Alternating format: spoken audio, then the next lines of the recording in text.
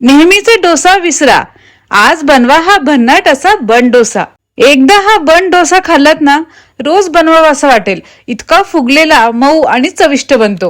त्यासाठी एका बाउलमध्ये 1 वाटी रवा, अर्धी वाटी दही आणि अर्धी वाटी पाणी टाकायचं। याला मिक्स करून यावर झाकण ठेवून 15 मिनिटांसाठी हे रेस्ट व्हायला ठेवायचं। 15 मिनिटांनंतर हे बॅटर मिक्सरच्या भांड्यात टाकून थोडंसं यात पाणी टाकायचं आणि मिक्सरला बारीक फिरवून घ्यायचं। नंतर हे मिश्रण एका बाउलमध्ये काढून घ्यायचं। आता गॅसवर एक पॅन ठेवून त्यात तेल टाकायचं। लगेचच मोहरी, जिरं, उडदाची डाळ, कढीपत्ता आणि कट केलेली हिरवी मिरची टाकून थोडंसं परतायचं।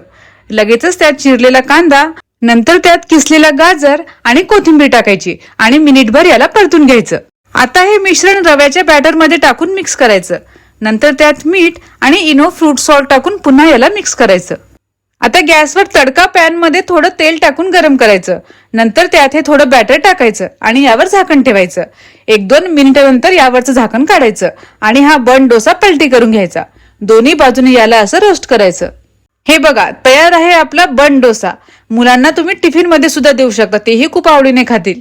नक्की ट्राय करून बघा आणि अशाच झटपट रेसिपीज साठी मला फॉलो करायला विसरू नका।